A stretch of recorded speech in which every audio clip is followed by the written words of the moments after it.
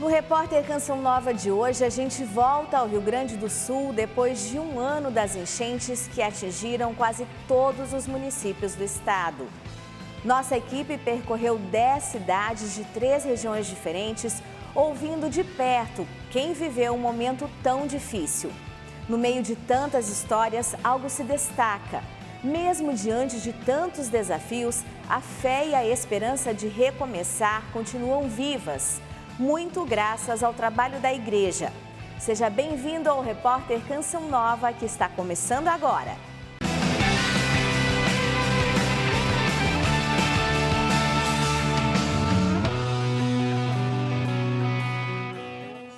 Nossa jornada em terras gaúchas tem início na Arquidiocese de Porto Alegre. A capital do estado, junto com Eldorado do Sul e Canoas, foram duramente atingidas por esta que foi considerada a maior tragédia ambiental da história na região. Acompanhe a partir de agora este caminho desafiador com Emerson Tessini e Ederaldo Paulini.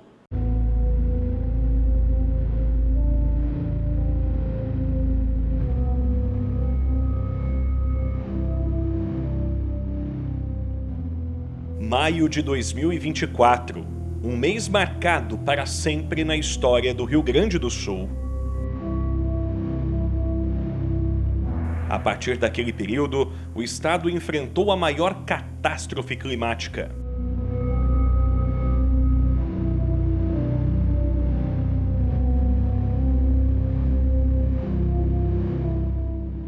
A tragédia no Rio Grande do Sul mobiliza o Brasil. Aliado às manifestações de solidariedade de todo o país, Exército, Marinha e Aeronáutica e diversas instituições atuam para dar apoio aos gaúchos. O rio Guaíba, que corta a cidade de Porto Alegre, subiu mais de 5 metros nos últimos dias. A região metropolitana também enfrenta os danos causados por esse desastre. As cidades de Canoas, Novo Hamburgo e São Leopoldo estão entre as mais danificadas. Cerca de 1.000 militares somam-se aos bombeiros, defesa civil, brigadas, para socorrer os que correm perigo e levar ajuda humanitária aos atingidos. Em meio às adversidades, a esperança veio com solidariedade. A Igreja, maior instituição de caridade do mundo, esteve presente, estendendo a mão a quem mais precisava.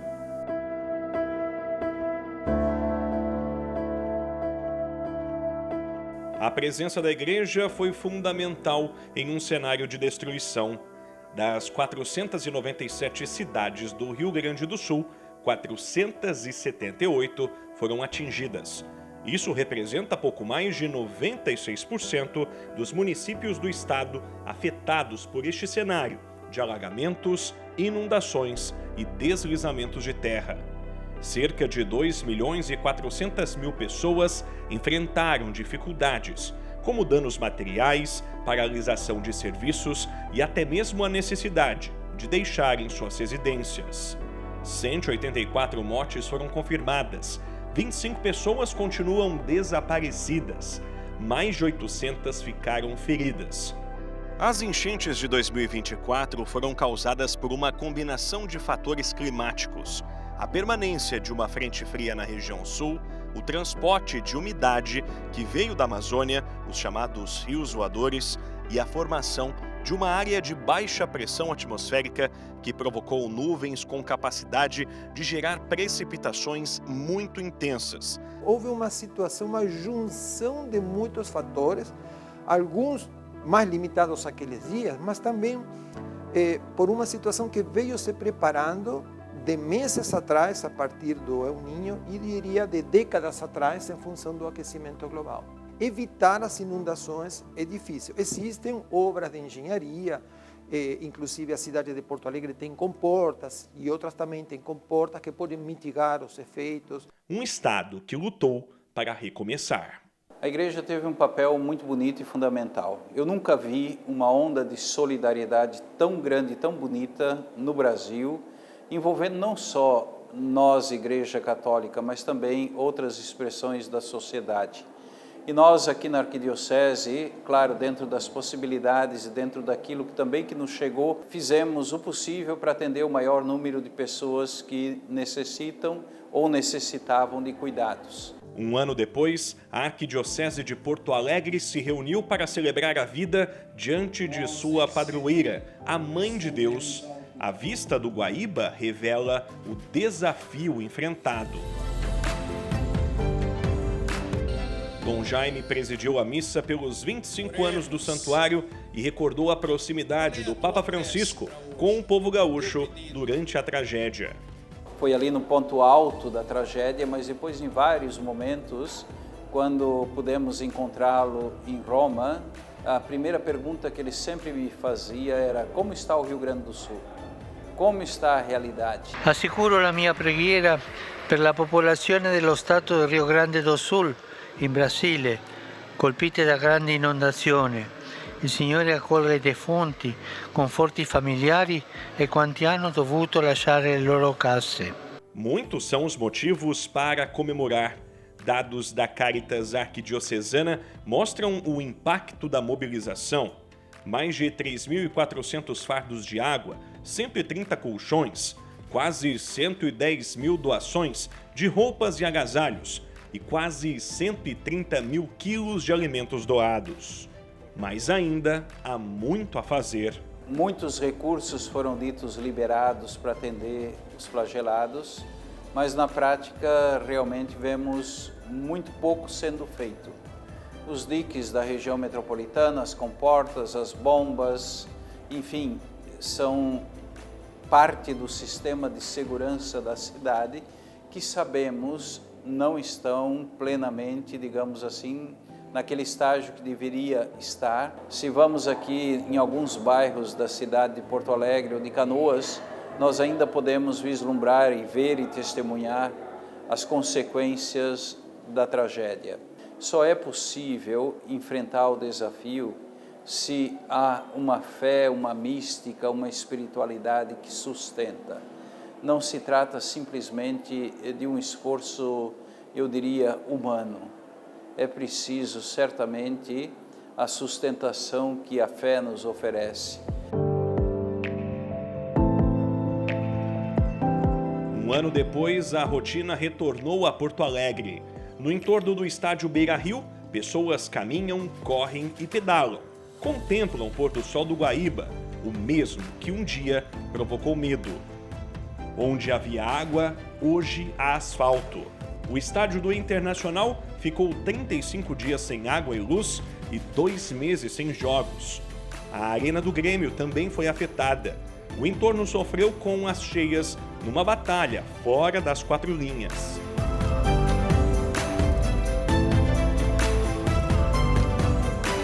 O aeroporto Salgado Filho, porta de entrada da capital, teve 75% de sua pista inundada e ficou fechado por 5 meses.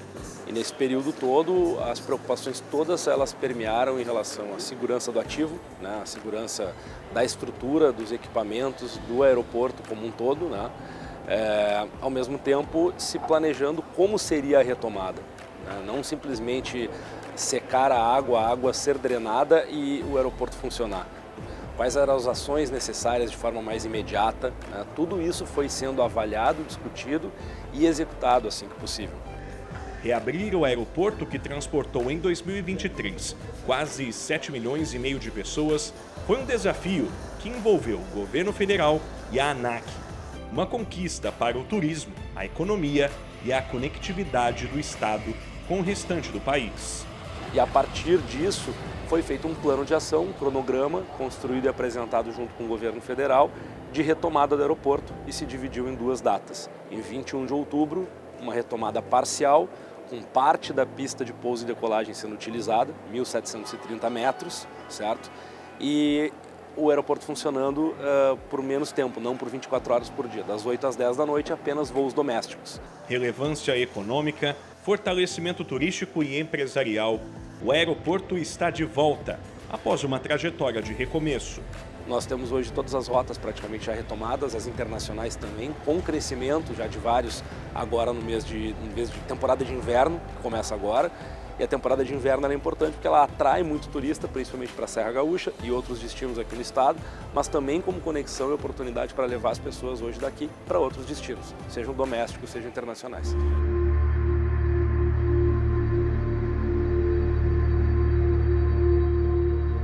Do aeroporto, seguimos viagem rumo a outras localidades afetadas. Na região metropolitana, 2 cidades sofreram com a enchente, Canoas e Eldorado do Sul. Em Canoas, município com mais de 347 mil habitantes, conhecemos a Paróquia Imaculada Conceição, que em seu interior conta com cicatrizes de tempos difíceis. Nós temos a marca certa do nível da água na igreja, porque eram também por aqui que os barcos passavam pela porta central para o resgate das pessoas. Nós temos um complexo pastoral de salas de catequese, em que cerca de 500 pessoas lá foram resgatadas, e aqui dentro da igreja também cerca de 500 pessoas foram resgatadas. Nossa paróquia não foi um ponto de acolhida, porque a água invadiu aqui também, mas um ponto de resgate no dia em que as águas vieram, para que daqui as pessoas pudessem ir para os devidos abrigos. Ordenado em 2023, Padre Rodrigo é pároco desta comunidade antes, durante e depois da grande enchente. E foi o seu grande desafio pastoral, sob os alicerces da fé. Nós não acreditávamos que a água viria até o presbitério. E chegou um momento em que realmente, quando nós fechamos a igreja, que nós entregamos aos cuidados de Nosso Senhor e da nossa padroeira, a Imaculada Conceição.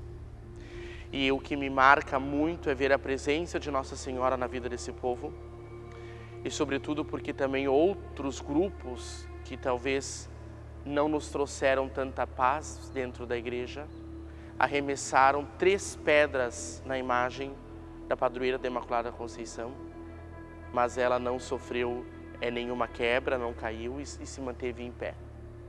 Então, me marcou muito assim, mesmo quando a igreja esteve aqui abandonada e aberta, porque nós não conseguimos fechar a porta por causa da altura da água, a certeza de que Nossa Senhora esteve aqui guardando e guiando todo o povo e, sobretudo, o templo, a igreja. As enchentes de 2024 impactaram Eldorado do Sul. Quase 100% da cidade ficou submersa, uma vez que está localizada às margens do Guaíba. Cerca de 32 mil das 39.500 pessoas que viveram na cidade precisaram deixar o município às pressas por conta desta situação complexa. Nem mesmo os abrigos que acolheriam estas pessoas escaparam desta situação. A cidade tem somente uma paróquia, a matriz de Nossa Senhora Medianeira, cujo pároco é o Padre Fabiano, que viveu cada etapa junto da comunidade. A igreja ficou pela metade, submersa, ali um pouco abaixo do sacrário foi onde a água estabilizou. E aqui ficou 25 dias com água aqui nessa altura, na metade da igreja. Qual o seu sentimento em ver de fato a paróquia de volta? Sentimento de alegria, de poder reabrir a igreja e reabrir todas as comunidades, ver que os grupos voltaram a funcionar. Inclusive nós implantamos grupos depois, Nós não tínhamos grupo de jovens e após a enchente implantamos um grupo de jovens. Estamos agora implantando um segundo grupo de jovens, também grupo de casais, ou seja, a paróquia foi retomando, além de retomar a vida pastoral, ela foi ainda crescendo essa vida pastoral. Então uma grande alegria e agradecemos muito a Deus por isso. E por falar em retomada, no interior da igreja, um grupo se reunia para rezar e partilhar a fé. Jovens senhores que testemunham com simplicidade e firmeza sua confiança em Deus e também na intercessão daquela que é medianeira de todas as graças. Nos fundos da paróquia, uma grata surpresa. Crianças e adolescentes participavam de um encontro de catequese.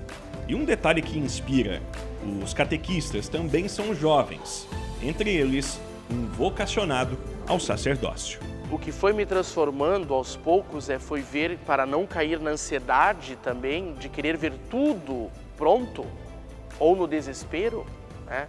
Por isso que o Papa Francisco dizia do Ano Santo, a gente não vive nem do desespero,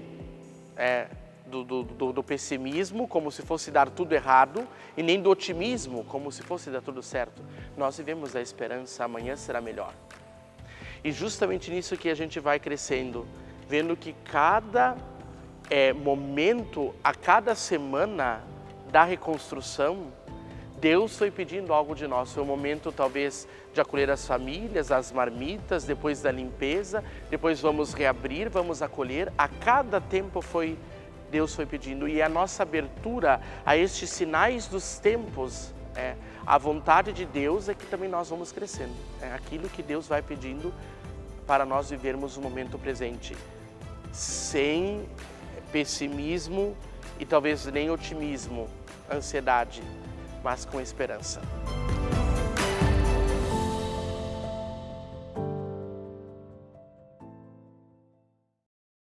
Força e coragem sempre a todos os fiéis da Arquidiocese de Porto Alegre, nesta esperança que não decepciona, que vem do Cristo ressuscitado.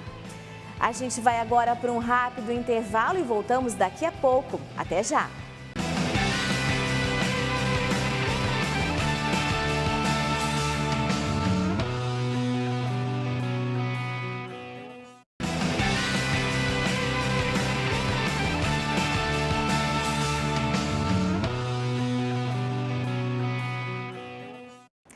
Estamos de volta neste programa direto do Rio Grande do Sul, um ano depois da enchente que atingiu o estado.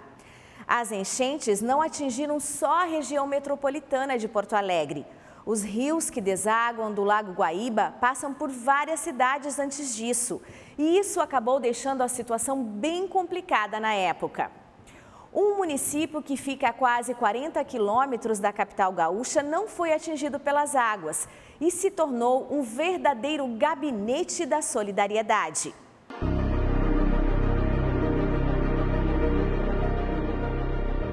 Em meio ao caos vivido em 2024, uma cidade se transformou em um grande ponto de esperança para todo o estado gaúcho.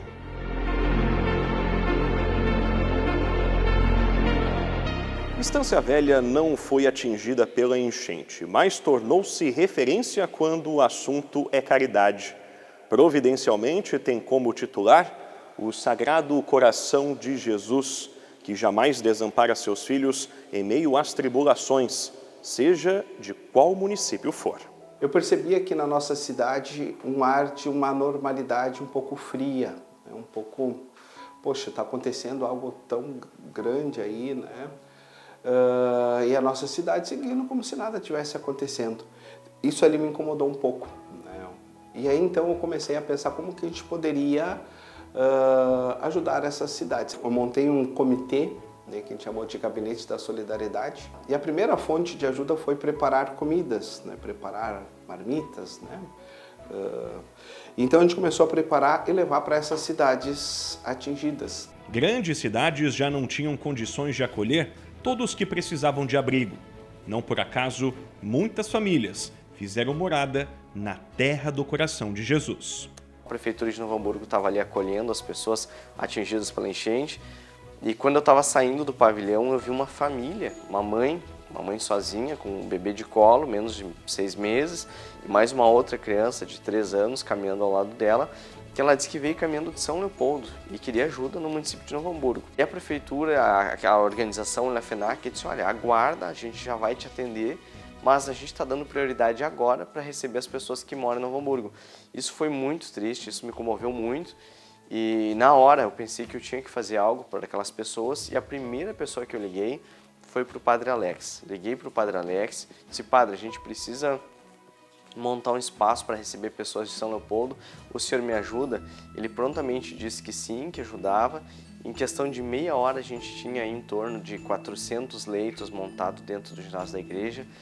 Foi algo que surpreendeu, tinha colchão, cobertor, kit de higiene pessoal, roupas também, tinha já alimento sendo providenciado.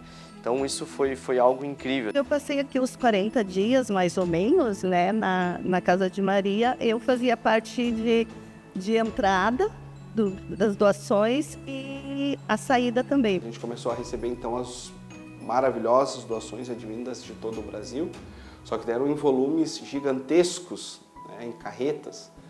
Foi onde a gente precisou então um outro local que uma pessoa então generosamente nos cedeu, uma antiga fábrica de alimentos, né? E ali a gente pôde montar um centro de distribuições, onde a gente recebia e doava, né? Porém, agora, não mais doações, vamos dizer, físicas, CPF, mas de grandes indústrias, de grandes doadores. Tu chegar em casa, tu ter a tua casa, tu ter a tua cama, tu ter tudo ali, né? Ter tua família, e aí tu vir pra cá e ver a realidade dessas pessoas. Quando eu vi aquele monte de gente no ginásio, todo mundo dormindo um do ladinho do outro, tu chegava na sala de catequese, nossa, as pessoas todas dormindo ali, todo mundo amontoado, aquilo... Claro, era a melhor forma que tinha para eles naquele momento, era a melhor opção, só que eu olhei assim, eu pensei, meu Deus, o que está acontecendo? Parecia que nós tinha aberto uma porta assim, tu estava em outro mundo, sabe? Quando a gente atendia no cadastro ali, as pessoas vinham, elas só queriam uma comida. Uma das coisas que foi sustento nesse tempo foi a intercessão que foi feita pela comunidade local, né? Todos os dias, Jesus estava exposto na matriz e acontecia intercessão, né? A gente se revezava entre as doações e a intercessão. E isso, com certeza, sustentou a gente de forma muito eficaz. Também a providência de Deus, né? Que se manifestava aqui de uma forma muito sobrenatural. Às vezes a gente não tinha 1 quilo de arroz para completar a cesta básica e 5 minutos depois aparecia um carro cheio de doação de arroz, que era justamente aquilo que faltava, né, para o básico. Eu e o Tomás muitas vezes ficamos lá no CD à noite, muitas vezes só nós dois carregando um caminhão que ia para uma cidade que foi totalmente devastada, Mussum, Cruzeiro do Sul. Nós começávamos a carregar o caminhão no final do dia, terminávamos às vezes 9 horas da noite, ajudávamos o motorista a ilonar o caminhão e ele saía carregado com água, alimento, roupa, cobertores, todas as necessidades, né? Mas tudo aquilo que a gente conseguia atender eles naquele dia. Então foi um tempo longo, bastante trabalhoso, mas o agir de Deus também foi imenso, porque muitas pessoas que já não tinham mais Deus no coração, tinham se perdido pelo mundo, né? Vivendo o que a sociedade lhes colocava como de melhor, e diante dessa dificuldade se voltaram para Deus. E a ajuda de cada um contribuiu para a alegria daquela pessoa que estava desamparada, sabe? Então, como é bom ser cristão, como é bom ter essa luz de Cristo, essa vida no dia a dia, no rosto, no sorriso das pessoas, de ter esperança que as coisas vão melhorar, sabe? Passado 1 ano, ainda tem pessoas que não voltaram para suas casas, mas as pessoas ainda conseguem, tem vários ajudando ainda em várias frentes ainda que não pararam, sabe? Na tradição cristã, o pelicano representa o sacrifício de Cristo pela humanidade, uma vez que perfurava o seu próprio peito com um bico para alimentar os filhotes. O depoimento a seguir é símbolo desta arte. Eu tenho insuficiência cardíaca, né? Onde tinha sido diagnosticada em 2019, com 30% só, sendo pouco tempo de vida pela previsão do médico, né? O trabalho foi acontecendo e eu fui esquecendo de que eu não poderia me esforçar tanto porque eu poderia regredir. Então, aquilo que eu já havia conquistado e que os médicos mesmo atribuíram a um milagre. O pessoal que me conhece, me acompanha, sempre dizia, calma, Kerstin, vai mais devagar, tu sabe que tu não pode, mas assim, ó, entrava num ouvido, saía no outro, como se diz, e eu estava ali. Essa doação, esse trabalho em prol do outro, não pode parar. Com esse trabalho, o quanto que eu vi de pessoas que estavam muito mais afetadas do que eu, e Deus me deu, em cada momento que eu fraquejava, Deus me dava força e eu segui o trabalho. Na cobertura desta missão desafiadora pela Canção Nova estava Tomás Guarese. Unido ao trabalho de informar com responsabilidade, houve tempo até mesmo de servir pelo voluntariado os que sofriam. Primeiramente foi um desafio pela situação que a gente estava vivendo aqui, no sentido de dificuldades. O dia a dia, nada funcionava, estava tudo parado, tudo estava funcionando de forma diferente. Segundo, que é uma responsabilidade muito grande, porque você está levando, ampliando para o Brasil e para o mundo, para quem estiver assistindo, uma catástrofe. É importante ser o mais fiel possível. Então, o fato de a Canção Nova trabalhar o jornalismo com muita qualidade, um cuidado, um carinho, isso também foi importante e pesou também, né? Mas obviamente toda a central me deu o apoio para poder levar com a maior fidelidade os assuntos. As pessoas não tinham mais casas, não tinham mais empregos, não tinham para onde ir, e nós estávamos trabalhando dia e noite para poder dar um mínimo de conforto para essas pessoas. Então foi também um conforto para mim, da comunidade Canção Nova, mas também da TV, como fundação, né, ter esse entendimento. Estão precisando, então vamos dar esse respiro, né? E ao mesmo tempo que eu trabalhava como voluntário, eu também conseguia produzir os conteúdos. Eu tinha, digamos assim, informações bem de bastidores muitas vezes, justamente por estar trabalhando também como voluntário. A missão do Tomás não foi fácil. Uma das cidades que contaram com a cobertura jornalística foi a de São Leopoldo. Estamos na paróquia São Jorge, do bairro Campina. Quem vê a igreja assim tão bela não imagina o quão foi atingida no ano passado. A maior dor, a princípio, eu acho, foi ver o povo disperso.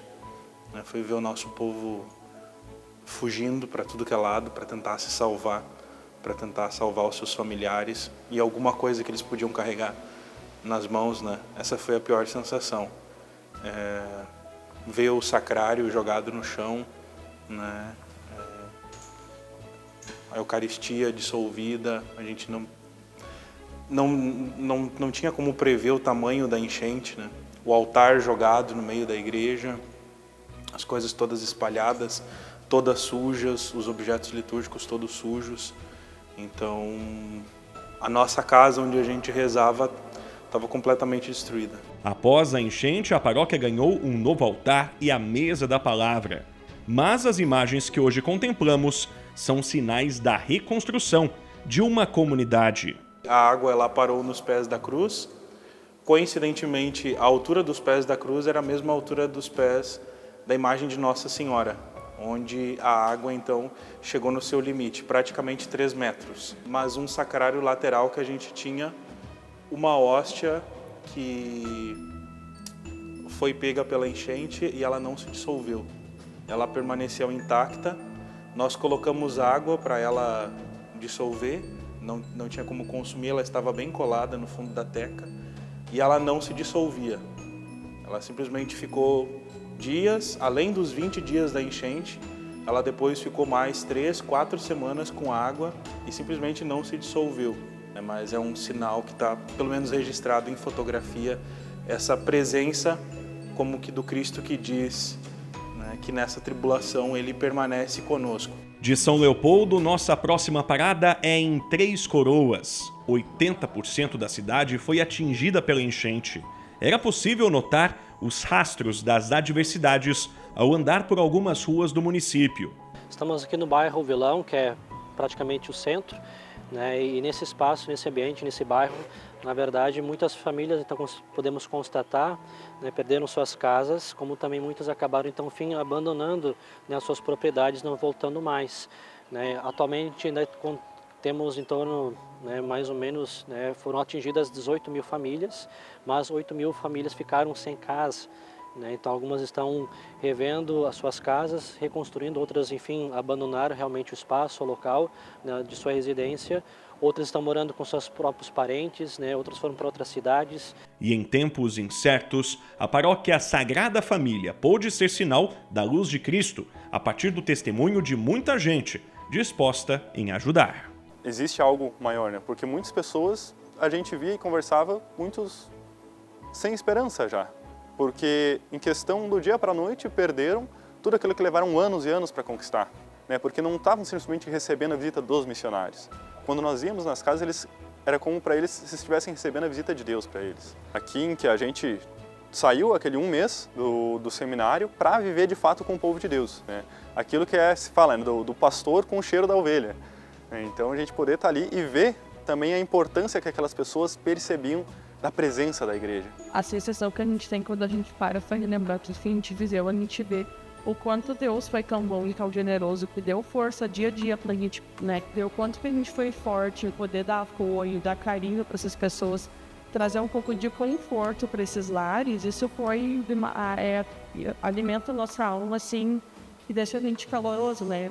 Alimenta, a gente vê que a gente veio ao mundo para servir, para ajudar. As casas, né, principalmente as famílias que há um ano atrás estavam aqui no centro de doações, né, pedindo o básico, assim, se tinha uma cesta básica, uma coberta, um brinquedo para as crianças, água.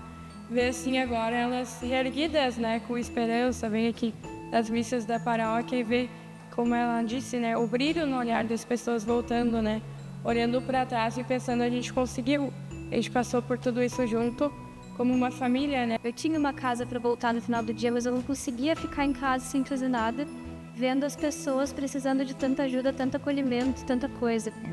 Então, a gente acabava que passava os dias aqui na paróquia, né, e em muitos outros lugares, ajudando. E em nossa caminhada encontramos um dos frutos gerados a partir da semente da generosidade, lançada pela paróquia, a nova casa do Júlio e da Marineuza. Sentimento de alegria, paz agora, que a gente já não tinha um bom tempo.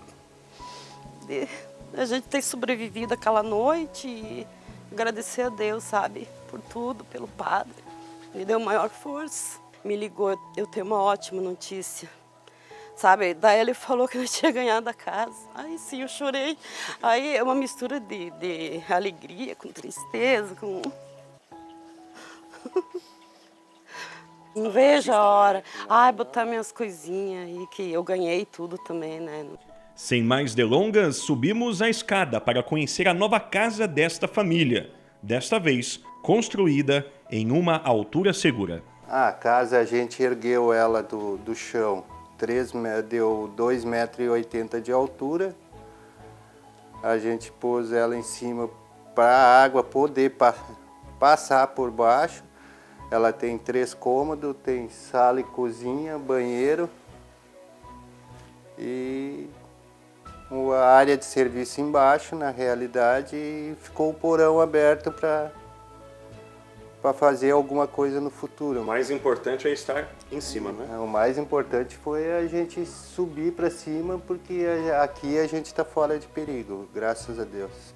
Graças a Deus. Meu amigo, parabéns pela sua nova morada, Deus te abençoe. Obrigado. Força e coragem, viu? Obrigado por tudo. E quero agradecer a igreja, quero agradecer o padre, os voluntários que nos ajudaram, as pessoas que nos acolheram no dia da enchente, o lugar que a gente ficou, que foi na realidade o pavilhão da igreja, que foi atrás da igreja, ali o pavilhão da igreja, a gente ficou ali mais ou menos uns 15 dias. Muito obrigado por tudo. E que Deus abençoe todo mundo que nos ajudou. Amém, meu amigo. Dá um abraço aqui. Tamo junto, viu? Valeu, obrigado. Parabéns, viu? Obrigado. É bela a vida que se dá e o mundo novo faz surgir. Deus quis o homem precisar pro seu reino de amor construir.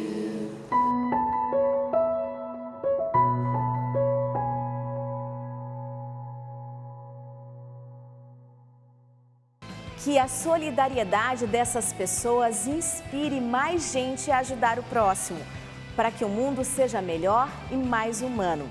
Agora vamos para mais um rápido intervalo e voltamos logo.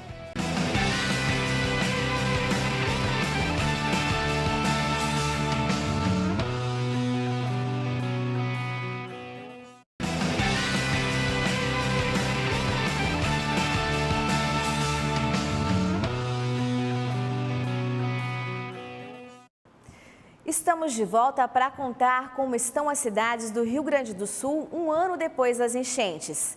Impactos econômicos em diversos empreendimentos. Um mezanino que se tornou refúgio para um casal de 5 filhos. E casas abandonadas pelo medo de novos episódios climáticos.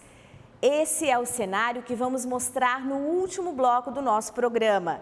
Lembramos que a fé em Deus e a esperança de recomeçar foram duas das principais virtudes vividas por quem ajudou e quem foi ajudado.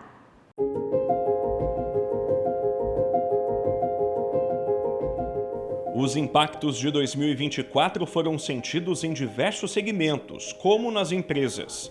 Neste local, em Igrejinha, são fabricadas tiras utilizadas em sandálias, calçados e bolsas de diferentes modelos. Foi assim uma coisa que a gente não esperava, né? Na verdade, estava todo mundo dormindo na hora que tudo aconteceu e foi uma surpresa assim que ninguém estava preparado, que ninguém tinha passado por isso ainda.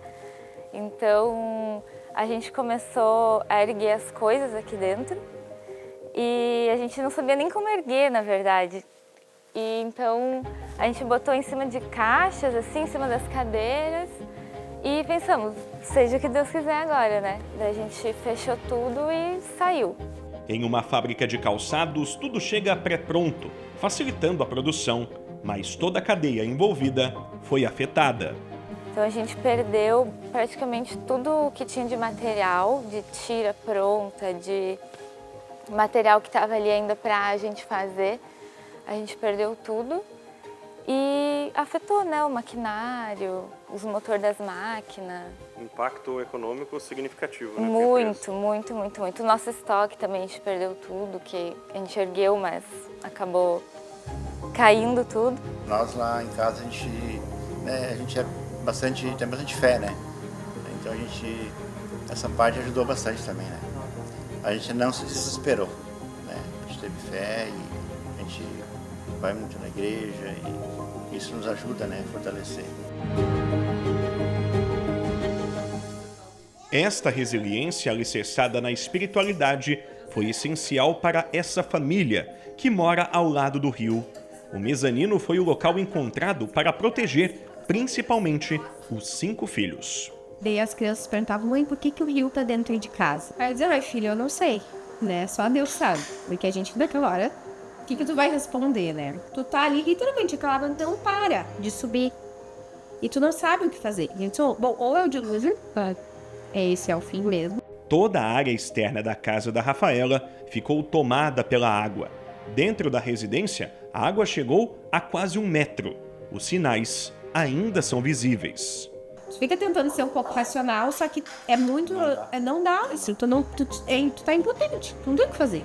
Então, o que tu tinha pra fazer, tu fez. Tá com os teus filhos seguros ali, graças a Deus. E a gente ainda tinha que cuidar pra ninguém cair, porque iam olhar, porque eles são curiosos. Então, eles chegavam perto, queriam, né, olhar pra baixo. Daí eles mãe, caiu a geladeira. Aí a gente só escutava, né? Ia caindo geladeira, daí ia caindo freezer, daí os brinquedos boiando. É um filme, assim, que passa. A Virgem Maria é aquela que está de pé junto à cruz de Nosso Senhor. Então, ela também é aquela que se coloca de pé junto às nossas cruzes e não nos abandona, né? Como disse ao índio Juan Diego, quando apareceu em Guadalupe, não estou eu aqui que sou a tua mãe, né? Então, ela com certeza se apresenta como consoladora, né? Mãe da misericórdia e nos auxilia, nos assiste no meio de tantas dores, sustentando sim a nossa esperança, como sustentou a fé dos discípulos quando Jesus, então morto, estava para ressuscitar. Infelizmente, o bairro Santo Afonso, aqui em Novo Hamburgo, está acostumado a sofrer com as mudanças climáticas e as situações climáticas adversas. O dique, que está logo ali atrás na divisa com São Leopoldo, município aqui do Rio Grande do Sul, rompeu em alguns trechos, deixando este bairro submerso por pelo menos 40 dias. Foram meses de ajuda a este local, ainda suscetível a vivenciar experiências como esta. Chovia nos dias de gravações nesta região. Em meio às ruas sem asfalto e casas abandonadas pelos moradores, o cenário exige força para quem ficou e deseja recomeçar. Cobriu as casas de água, né? Perdemos tudo. Para ter ideia, minha casa lá na janela, o segundo andar, lá cobriu tudo. Nós ficamos só com o do corpo, só deu tempo de sair correndo, porque não tinha o que fazer, né? Mas graças a Deus, com fé, a gente conseguiu tudo de novo, né? Daí os fornecedores ajudaram nós, com freezer, trocaram, que quebrou tudo, né? Eles compraram, a gente queria até progredir mais, mas tá bom. Do que a gente tinha de mercadoria, hoje em dia já não tem mais como era antes, né? Mas tá bom, para viver tá bom. Faz 35 anos que a gente tem um comércio aqui. A freguesa antiga, né? Voltemos, não tinha nada, mas na outra semana já começou a progredir, um foi falando pro outro e fomos indo. Né? E daí se reerguendo. Mas que é difícil, é. Até hoje, com a pressão dá para dar uma chuva, a gente já fica em pânico.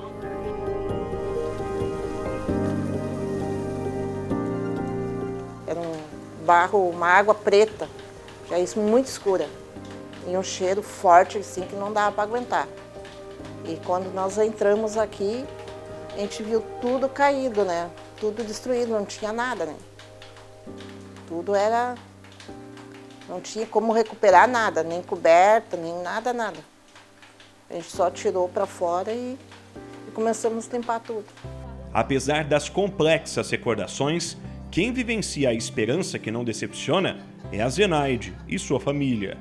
Quando nós retornamos para a nossa casa, Deus colocou as pessoas, né? Eu digo sempre que eles foram usados por Deus, né? E são, né, usados por Deus.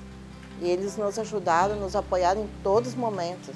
Então eu sempre digo para eles trouxeram muita comida, mas nós pegávamos as comidas daqui e doava para eles, né? Chamava as pessoas que precisavam e doava. E agora, graças a Deus, estamos bem perto. E se vir outra, nós vamos enfrentar de novo, porque, né, faz parte, né, da vida do homem, é passar por momentos difíceis, mas se levantar de novo, né? A luta sempre continua. Simone esteve nos momentos mais difíceis ao lado da família. Voluntariado restaurador, missão cumprida com sucesso. Eu acho que só vivendo realmente para entender, né?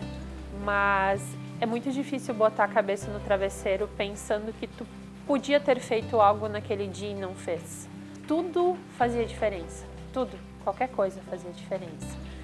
E tu perceber que tu acreditando, tu conseguia mobilizar mais pessoas e que existiam várias pessoas pensando da mesma forma que tu e que unidas elas conseguiam fazer muita coisa, era combustível, né? Era combustível para seguir tentando. Porque o que eu mais ouvi, né, ao longo desse tempo foram pessoas me dizendo assim, eu não posso te dar nada, só te agradeço, não posso te dar nada, mas eu vou pedir por ti, pela tua família em minhas orações. E isso não tem preço. A paz tão sonhada é realidade agora para a família do Celso, que se empenhou no cuidado com tantas vidas de Santa Cruz do Sul. Exemplo de doação para os filhos, para que sigam o caminho da caridade.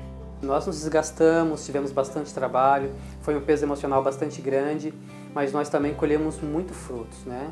Teve muito fruto de afeto, de carinho, né? Tivemos os abraços, as conquistas materiais também que nós tivemos. Graças a Deus tivemos a ajuda do Brasil inteiro, inclusive da Europa, né? Veio donativos de outros países que nos auxiliaram.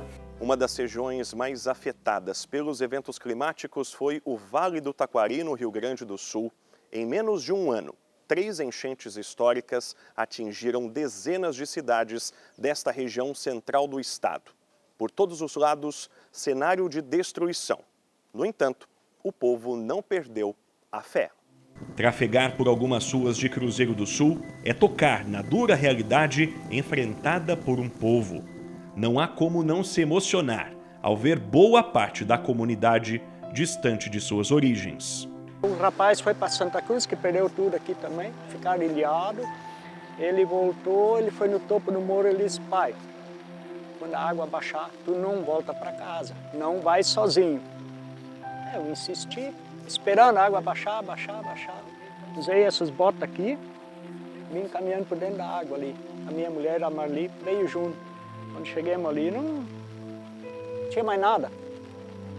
A gente entrou num estado de choque assim, que imagina, tu deitar de noite, amanhã levantar, não tem mais nada. Claro, a gente tem a saúde e a família viva, né? Quantos colegas aqui para baixo que perderam a vida, tudo. É uma trajetória sabe? Eu já chorei muito. Agora a gente está morando lá em cima, daí a gente vai tentando esquecer um pouquinho, mas é dolorido. O cenário de destruição que falávamos há pouco é possível de ser notado nessa casa. Nós estamos no bairro Gluckstadt, em Cruzeiro do Sul, daquilo que restou, né? Aqui atrás, inclusive, a gente até pode encontrar um porta-retrato daquilo que era uma foto provavelmente de uma família. E essa casa abandonada, ela retrata justamente que as pessoas deixaram de viver nesse local com medo de um novo evento climático catastrófico, como foi o caso da enchente aqui em Cruzeiro do Sul, no Vale do Taquari. É possível de notar, então, em todos os lados. Aqui seria um quarto, né? O cômodo que eu estava era uma cozinha. Enfim, a gente caminha por aqui daquilo que restou dessa edificação um ano após essa triste ocorrência aqui no estado do Rio Grande do Sul. Eu vou ter que ficar. Agora eu tenho certeza que quando eu e a véia não existir mais, os filhos não vão voltar para cá. Isso eu garanto. E se for frequente as enchentes, então não tem outro jeito, a gente vai ter que sair também, né? Porque, cara, começou a dar aquele vento esses dias norte, quente, eu comecei a ficar com medo, pensando em enchente, porque a cabeça fica um pouco na cabeça da gente. Eu não me importava com enchente, eu não dava bola. Para mim, é mais uma enchente, né? Minhas terras tudo ficava submerso, menos aqui. Eu vim aqui em setembro de 93 morar aqui. Nunca tinha entrado água, subido aqui no pátio. Nunca. Já na região central da cidade, Lise e família viveram dias apreensivos. Nós conseguimos ficar alguns dias na casa do meu irmão e a minha mãe foi em um lugar mais seguro. Mas depois dali a gente viu as notícias, então, que iria piorar a situação. A gente acabou tendo que realmente sair, ser salvas por um barco, né? A gente teve que sair, se agarrar num poste na rua, onde um barquinho veio nos pegar, para levar para um lugar mais seguro ainda. A gente queria proteger a mãe dessa situação, tiramos a mãe daqui. Foi bem difícil, porque as coisas da mãe também, que eram muitas lembranças nossas, tiveram que ser colocadas fora. E como a gente não tem mais idade, né? Eu já tenho 61 anos, então é bem complicado ter a força para essa limpeza. Precisa muito trabalho braçal, muitas coisas para limpar, barro e olhar as nossas coisas ali que estão sujas. Mas a gente sempre, nos 3 momentos assim dessas grandes enchentes, a gente percebia uma coisa: a ajuda que vinha de fora, as orações, não só a ajuda braçal, mas era o Brasil, o mundo todo rezando por nós. Apesar de a gente ter perdido, né, entre aspas, coisas, objetos da família, a gente conseguiu se erguer. Pessoas logo se colocaram à disposição para nos ajudar. A gente não quis fazer um Pix solidário, mas as pessoas já me pediam, queriam fazer, então a gente foi conseguindo adquirir as coisas de volta, né? E principalmente o ânimo para voltar para casa, limpar a casa e continuar a nossa vida. É o nosso lugar, a gente não pode largar assim, né? É uma vida toda que foi construída aqui, em oração, é pertinho da igreja, então a gente está novamente botando a nossa esperança, como que a gente diz assim, a gente coloca o pé e Deus bota o chão para nós. Mas, como de costume, a esperança foi sentida pela mais experiente da casa. Eu tinha certeza que o coração de Jesus não ia me abandonar de jeito nenhum, né? Esse aqui, ele ficou. Esse aqui participou da enchente também. Uma pessoa pintou de novo para nós, né? Então, para mim, enquanto eu estiver viva, eu quero assim, e quero cultivar também nos meus, né? Assim a gente está continuando a viver. Claro, com problemas. Não vou dizer que eu não tenho. Não somos uma família 100%. somos uma família que está em caminho sempre de conversão, de cura. Padre, aqui atrás de nós a imagem de Nossa Senhora, que é o grande símbolo da reconstrução, da retomada de uma vida que busca a normalidade. É isso mesmo? Sim, essa imagem ela significa muito para Cruzeiro do Sul e para o bairro Passo de Estrela, porque apesar da destruição toda, esta imagem aqui ela permanece. E antes da enchente ela ficava no topo da igreja, né, e era voltada para o rio. Quando ela cai, ela se volta debruçada para o bairro. E é interessante ver na imagem que está faltando exatamente as mãos de Nossa Senhora. E todos aqueles que vêm dizem, Padre, as mãos de Nossa Senhora saíram para ajudar. Então isso é muito profundo. E aqui está o símbolo de fé, de esperança, de reconstrução e também a certeza de que Deus está conosco. Que Deus abandona e deixou a sua mãe. E a sua mãe justamente no meio da lama como estávamos todos nós. E a gente torce e reza para que essa reconstrução continue acontecendo e o quanto antes possível muitas pessoas que sofreram possam também dar esse sorriso de alegria e de esperança. Muito bem.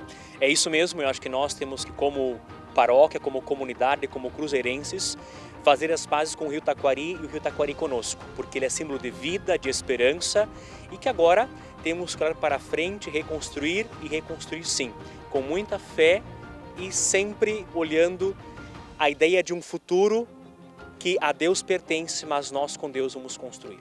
Na jornada da vida, Nossa Senhora está junto dos fiéis. Mãe de Deus, mãe do povo gaúcho, que em sinais cotidianos demonstra amor por seu filho. Tem uma paróquia que é a paróquia do Rio dos Sinos. Ela ficou água até o teto. Foi muito alta a água, assim, teve salas de catequese, salas do Cáritas, que a água foi até o teto mesmo, de fato. E 2 momentos lá me marcaram muito quando nós abrimos a igreja. Um que tudo veio para frente, as imagens que estavam no presbitério, tudo boiou. Mas a imagem de Nossa Senhora parou no meio da igreja, assim, em pé, intacta, o Sagrado Imaculado Coração de Maria. E naquele momento veio muito forte o que Nossa Senhora diz em Fátima, né? Por fim, o Imaculado Coração triunfará. Então, os bancos, né, embrulhados, mas a imagem de Nossa Senhora em pézinho, manchada de barro, mas em pé. Foi uma catástrofe horrível, não temos como mensurar, ninguém esperava. Mas quantas graças Deus foi tirando disso, da solidariedade, da caridade, das pessoas que se aproximaram, de um renovar de fé, e até de um renovar da minha fé e do meu sacerdócio também. Então, foi um momento triste, mas também em meio a tudo isso, Deus foi mostrando sinais de esperança para todos nós.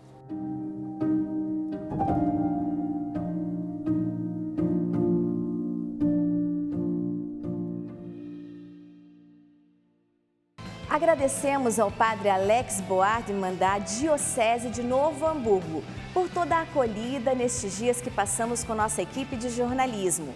Que nossas preces fortaleçam o seu ministério sacerdotal. O repórter Canção Nova fica por aqui. Reveja este programa em nosso canal no YouTube, Jornalismo Canção Nova. Fique bem informado acessando noticias.cançãonova.com.